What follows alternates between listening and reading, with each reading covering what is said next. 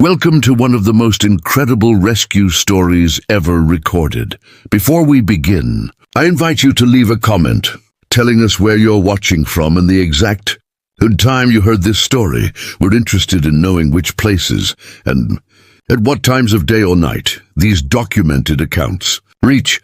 What if the life you saved was actually trying to save yours? What if in the middle of the worst night of your life, covered in ash and drowning in doubt, God sent you a four-legged angel who refused to leave your side, no matter how hard you pushed him away? This is the story of Michael Torres, a firefighter who thought he was done with faith, done with hope, done with everything, until one burning building and one stubborn dog changed his life forever. And what that dog was hiding, what Michael discovered weeks later, will leave you breathless.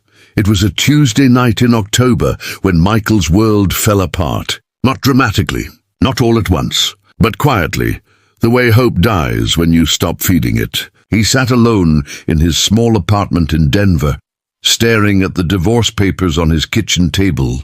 14 years of marriage gone.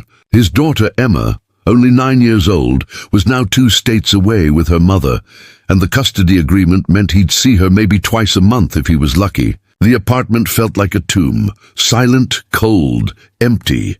Michael had spent his entire adult life running into burning buildings, saving lives, being called a hero. But he couldn't save his own family. He couldn't save his marriage. And that night, for the first time in 20 years, Michael Torres wondered if God had forgotten his name. The call came at 2:17 in the morning. Structure fire, residential area, possible occupants trapped inside. Michael pulled on his gear with mechanical precision, his body moving through motions his heart had checked out of. The engine screamed through empty streets, sirens wailing like prayers no one was listening to. When they arrived, the house was already half consumed, flames licking through the roof, black smoke billowing into the star-filled sky. The family had made it out, thank God. A young couple and their 2 children stood on the lawn in their pajamas, the wife sobbing, the husband trying to hold everyone together. But then, the woman screamed something that made Michael's blood run cold. "Duke, our dog, he's still inside." "He was in the basement, please, somebody save him." Captain Richardson grabbed Michael's shoulder. "Torres, building's too unstable. We're not risking lives for a pet. You know the protocol." And Michael did know. He'd followed that protocol 100 times. But something in that woman's cry, something in the way her little girl was weeping into her father's chest, broke something open inside him. Maybe it was thinking about Emma. Maybe it was needing to save something, anything, when he felt so utterly powerless in his own life. Or maybe, just maybe, it was God whispering, "Go." Before his captain could stop him, Michael was moving toward the side entrance, toward the basement stairs, into the belly of the inferno. The heat was crushing, the smoke so thick he could barely see his own gloved hands in front of his face. Michael dropped low, crawling through the darkness, his flashlight cutting desperate paths through the haze. "Duke!" he called out, his voice muffled by his mask. "Here, boy, come on!" And then he heard it. Not a bark, a whimper, weak, terrified, fading. Michael crawled faster, ignoring the groaning of the floorboards above him, ignoring the way the walls seemed to breathe with heat. He found Duke in the corner of the basement, a golden retriever, maybe 7 or 8 years old, collapsed next to a pile of storage boxes, his fur singed, his breathing labored. The dog's eyes met Michael's, and in that moment, something passed between them. Recognition, desperation, trust. Michael scooped the dog into his arms, and Duke, despite his pain, despite his fear, licked Michael's mask once. "I got you, buddy," Michael whispered. "I got you."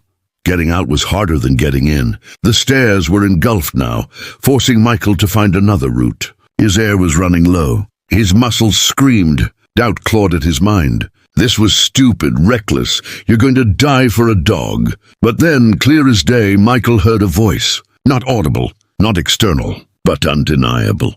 "You are not alone." 3 times that same phrase echoed in his spirit. "You are not alone. You are not alone. You are not alone." With strength he didn't know he had, Michael crashed through a basement window. rolling onto the lawn with Duke still clutched to his chest. The paramedics took Duke immediately, administering oxygen, checking his vitals. The family surrounded Michael, thanking him through tears, calling him a hero. But Michael barely heard them. He sat on the curb, pulling off his helmet, his hands shaking, his mind reeling. Why had he heard that voice? Why those words?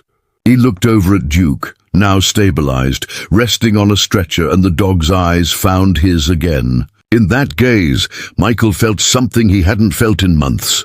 Purpose, connection, like maybe, just maybe, he wasn't as alone as he thought.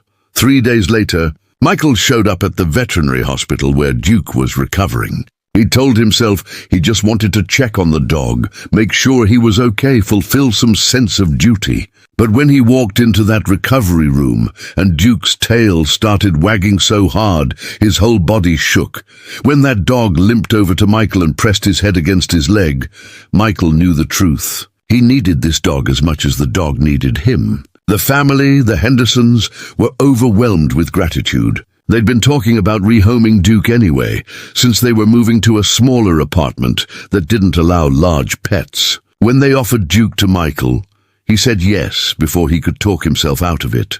The first weeks with Duke transformed Michael's apartment. No longer silent, no longer empty. Duke followed him everywhere, slept at the foot of his bed, waited by the door whenever Michael left for his shift. Michael started coming home to wagging tails instead of crushing loneliness. He started talking to Duke, telling him things he couldn't tell anyone else. About Emma, about the divorce, about how he felt like a failure. And Duke would just sit there listening with those deep brown eyes, never judging, never leaving. Michael started praying again, hesitant whispered prayers at first, then longer conversations with God in the dark of his living room with Duke's head on his lap. He prayed for strength, for peace, for his daughter, for the ability to forgive himself and his ex-wife. And slowly, painfully, hopefully something began to heal, but Duke had a secret. Michael noticed it about 6 weeks after bringing him home. Duke would disappear sometimes, usually on Michael's days off, not far.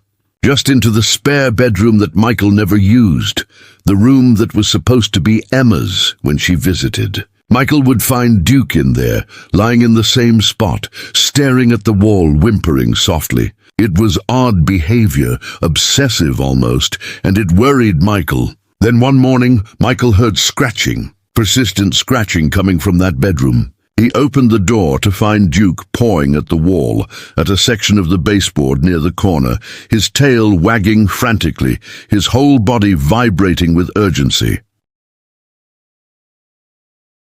"What is it, boy? What are you trying to show me?" Michael knelt down and Duke pawed at the baseboard again. Michael pressed his hand against it and felt it give slightly. Loose. He pulled, and the entire section came away. Behind it was a small hidden space, and inside that space was a wooden box. Michael's hands trembled as he pulled it out. It wasn't locked. Inside, wrapped in cloth, he found a stack of letters, old letters, addressed to different people. And underneath those letters a journal. Michael opened the journal and his breath caught. The handwriting was shaky but determined. It belonged to Helen Morrison, the woman who'd lived in this apartment before Michael. The woman who died here. The woman no one had talked about. Michael read through the night, tears streaming down his face. Helen had been a widow, childless, alone, but in her journal she'd poured out her heart to God with a faith that burned like fire. She'd written prayers, dozens of them, for whoever would live in this apartment next. She'd prayed for their healing, for their hope, for them to know they were not alone. Those exact words over and over. May they know they are not alone. The letters were ones she'd written, but never sent, telling old friends and estranged family members that she forgave them, that she loved them, that she hoped they'd find peace. Helen had died before she could mail them, but she'd prayed over every single one. And in her final entry, dated just days before her death, she'd written something that shattered Michael completely. "Lord, I don't know who will come after me, but I know they'll need hope. Send them a sign. Send them your love in a way they can't deny. Let them feel your presence through whatever door you choose to open." Michael understood then. Duke hadn't been scratching at that wall randomly. Somehow, impossibly, that dog had known. Maybe he'd smelled the old wood. Maybe he'd sensed something Michael couldn't explain. Or maybe, just maybe, God had used a faithful dog to deliver a message from a faithful woman to a broken man who needed to know he wasn't forgotten. Michael fell to his knees right there in that spare bedroom, Duke pressed against his side, and he wept. He wept for Helen, who'd prayed for him before she ever knew him. He wept for his broken marriage and his daughter and his loneliness. And he wept with gratitude, with overwhelming, humbling gratitude that God had heard his pain, that God had answered, not with thunder or miracles written in the sky, but with a dog and a fire and a hidden box of prayers that reached across death itself to whisper, "You are not alone." Michael mailed Helen's letters, every single one. And the responses that came back were miracles of their own, reconciliations, healings, people who'd been carrying guilt and grief for years, suddenly freed by words of forgiveness from beyond the grave. Michael started a prayer journal of his own, writing to God every night with Duke by his side. His relationship with Emma began to mend through video calls and letters filled with honesty instead of pretense. He joined a support group at church. He started seeing a Christian counselor. And every day, every single day, Duke reminded him that grace comes in unexpected forms, that God's love doesn't abandon us even in basement fires and broken marriages and lonely apartments where hope seems dead. Today, Michael keeps Helen's journal in a frame on his wall next to a photo of Duke, who lived 4 more beautiful years before passing peacefully in his sleep. And when Michael speaks at churches now, sharing his story, he always says the same thing. "I thought I saved a dog, but the truth is, that dog saved me. He led me to prayers I didn't know existed. He showed me that even in our darkest moments, God is orchestrating redemptions we can't see yet. He taught me that we are never, ever alone. Heavenly Father, we come before you now, with hearts that sometimes feel too heavy to carry, with doubts that threaten to swallow our faith, with loneliness that makes us question if you still see us. But Lord, remind us today, right now, in this very moment, that you are near, that you hear every whispered prayer, that you catch every tear, that you send us signs of your presence in ways we could never imagine. Help us trust that even when life is burning down around us, you are there in the smoke, calling us forward, carrying us through. May we never forget that we are not alone. In Jesus' precious name, amen. If this story touched your heart, if you felt something stir in your spirit, don't keep this hope to yourself. Subscribe to this channel and join us in prayer. Together, we're building a community of believers who refuse to walk through this life alone, who choose to see God's hand in every unexpected miracle, every faithful dog, every hidden box of prayers waiting to be found. Hit that subscribe button, and let's keep reminding each other that no matter how dark the night, no matter how fierce the fire, we are never, ever alone. God bless you.